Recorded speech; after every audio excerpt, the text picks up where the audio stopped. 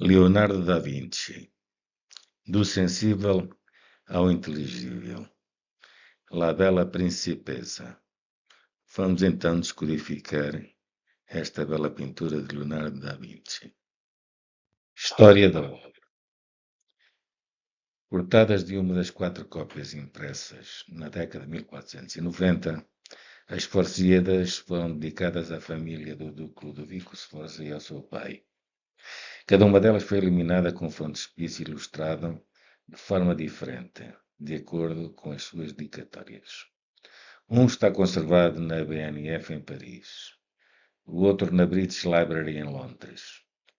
O terceiro desmembrado está nos Uffizi em Florença e o quarto está em Varsóvia. A cópia de que foi extraído este pergaminho, conservada na Biblioteca Nacional de Varsóvia, foi oferecida por ocasião do casamento, em 1496, da filha natural de Ludovico Sforza, que se chamava Bianca, com a sua fiel comandante, Galeazzo Sanseverino. As marcas de costuras do rebordo do retrato indicam que realmente proveio desse livro. Enquanto uma equipa da National Geographic Television filmava um momento, o engenheiro Pascal Couto, à esquerda, e o historiador de arte Martin Kemp inseriram uma cópia do desenho no espaço vazio. A página alinhou no espaço, tal como os buracos das costuras. A data em que a pintura foi removida do livro e a razão para a remoção permanecem um mistério. Obras de arte. Antes de mais, não podemos esquecer que uma obra de arte é um objeto de fruição estética que transmite sensações e emoções, especialmente a pintura. No entanto, no século XX, Heidegger, que é um filósofo alemão, diz-nos que é necessário, ao interpretar as obras de arte, desdobrar o pensamento do artista no momento da criação da sua obra. Assim, devemos buscar a verdadeira essência, analisando cuidadosamente cada detalhe da produção e perguntando à obra o que ela é e como ela é.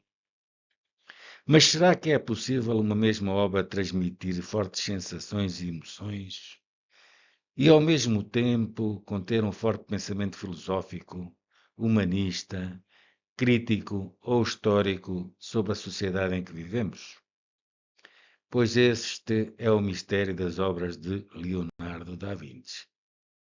Vamos então, a partir deste momento, analisar a pintura La Bela Principessa. As pinturas de Leonardo da Vinci têm uma componente de filosofia, humanismo e denúncia, de atos cruéis levados a cabo por instituições ou particulares. Ele afirmou: hei de arranjar forma de denunciar os atos cruéis dos poderosos. Mas onde está e como é que está feita a mensagem? Pois que lindo bordado existe na manga do vestido. Eu explicarei de seguida. Entretanto, dou um aviso que parece uma maluquice. É ver só com o olho esquerdo, porque dá mais profundidade e mais realismo. Ora, então aqui temos ampliada o bordado que está na camisa da Bianca. Iremos então analisar profundamente este desenho, esta pintura de Leonardo da Vinci. Ora bem, vamos então analisar este bordado. O primeiro passo a fazer é transformar mentalmente esta superfície convexa do ombro numa superfície côncava. Ou seja, temos o ombro virado para o lado de fora. Pois o que nós temos que fazer mentalmente é virá-la para o lado de dentro, para uma superfície côncava, em que a aresta superior crio um fundo, portanto, em que esse triângulo fique quase plano e a aresta superior seja metida para dentro do ombro. Este é o primeiro passo a fazer. Ora, Aqui temos então uma representação gráfica de como ver este desenho. Portanto, temos aqui um triângulo em que o vértice superior tem que estar metido para dentro do ombro. Fica aqui uma espécie de um buraco. Cá temos então um grafismo de como se deve ver. Portanto, a parte superior desse bordado deve ser esbatido, planificado, em que esse vértice como que entra no ombro e a parte superior fica quase plana, em que, se a gente olhar de cima para o meio desse bordado, cria ali uma ilusão de profundidade. E, portanto, se vocês virem só com o olho esquerdo, porque o olho esquerdo dá uma tridimensionalidade maior e uma profundidade maior, e os detalhes começam a aparecer. Portanto, isto não vai ser simples, é complicado, porque isto é feito por camadas e, portanto, vocês não devem empurrar o primeiro plano para o fundo, antes pelo contrário, mas a gente já vai analisar melhor isso. O segundo passo que devem tomar é olhar, refiro outra vez, só com o olho esquerdo. Parece maluquice, mas é verdade. Para o fundo do quadro, para o fundo onde estão essas setas, a ponta dessas setas.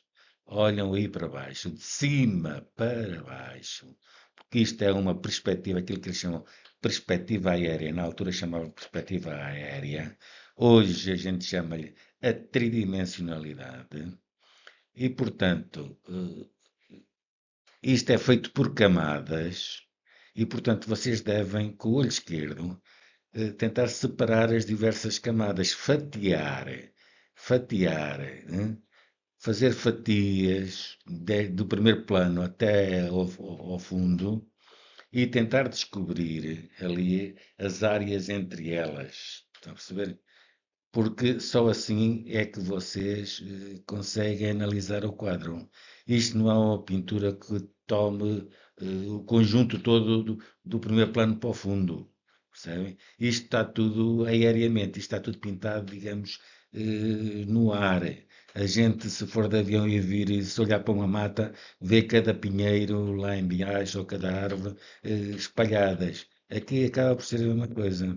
Só que isto demora tempo, é preciso perspectiva, é preciso muito tempo e com calma e tentar analisar o aéreo, o que está pintado no ar. Portanto, olham para baixo, onde estão essas setas, persistentemente e longamente, que isto não são coisas que aconteçam num minuto, às vezes nem em 10, nem em 15, nem em meia hora. Portanto, isto leva tempo, por isso é que ninguém descobre, porque ninguém tem tempo para ver estas coisas. E isto até tem movimento. Isto é uma realidade. Isto é realidade.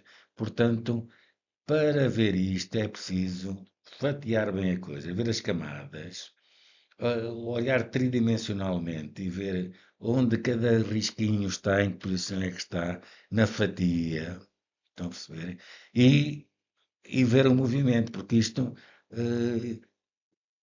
provoca um movimento. Vocês vão movendo o olho de um lado para o outro, procurando sempre o movimento, focando lá em baixo, de cima para baixo, sempre de cima para baixo, mas olhando também o espaço, não é?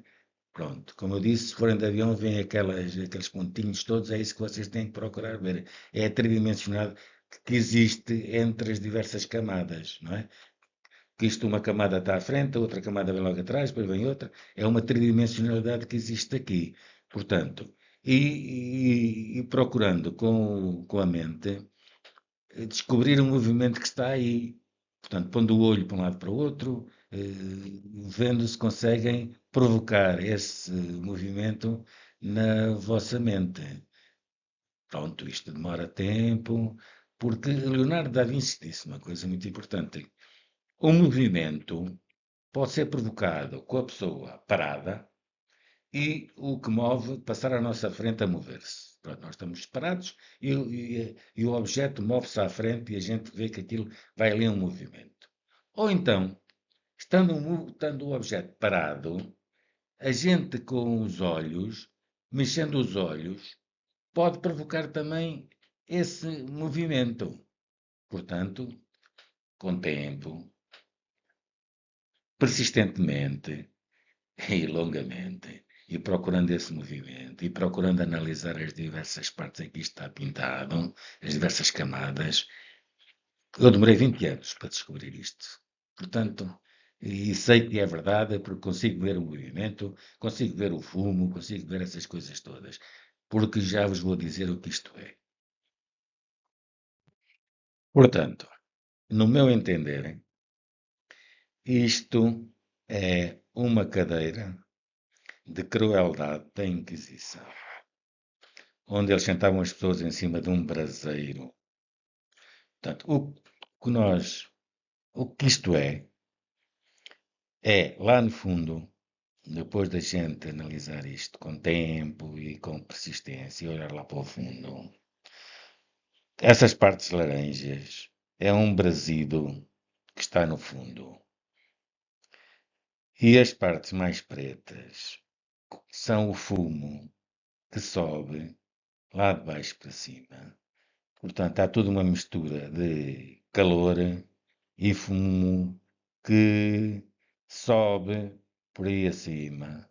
E é perfeitamente real, vocês com o tempo, com muito tempo, porque, pronto, é uma experiência nova e é a primeira vez, se calhar, que vocês estão a olhar para isto. E, portanto, não aparece assim às primeiras.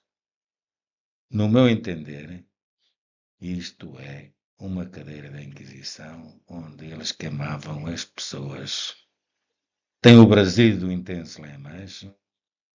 O calor são essas partes alaranjadas que sobem. E o fumo, essas partes pretas e com piquinhos brancos que vêm por aí acima. Temos ali umas cinzas aqui do lado esquerdo, do lado direito. Tem umas partes branquitas que sobem, que são as cinzas. Temos os branquitos, que são o fumo, ligado também às cinzas e aquilo tudo. E essa chama vem toda por ali acima. Pronto, é uma realidade. É uma realidade. Isto é feito tridimensionalmente. Portanto, eh, o que sobe, sobe em conjunto neste triângulo que aqui está. Portanto, vem tudo de baixo para cima. Portanto, são as tais camadas, não é? Vem do primeiro plano até ao vértice superior.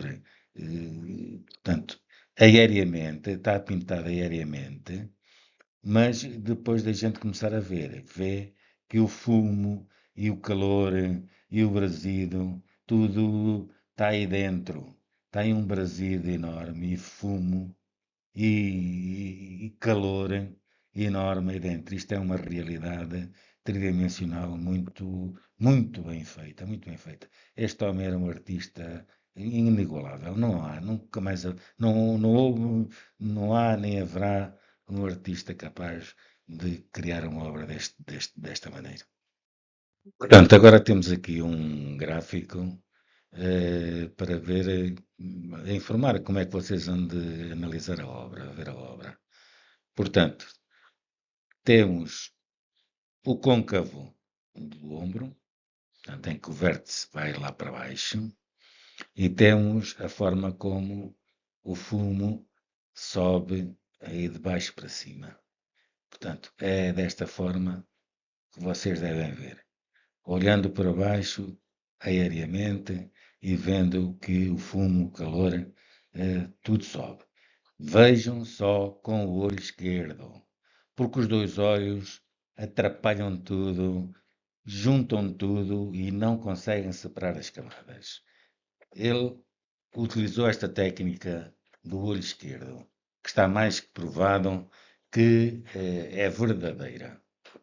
este ver com o olho esquerdo não é uma coisa que eu descobri sozinho, mas depois mais tarde fui pesquisar e cheguei à conclusão que os cientistas conseguem afirmar que sim, que é verdade, que vendo só com o olho esquerdo dá muito mais definição dos detalhes, muito mais realismo e muito mais tridimensionalidade.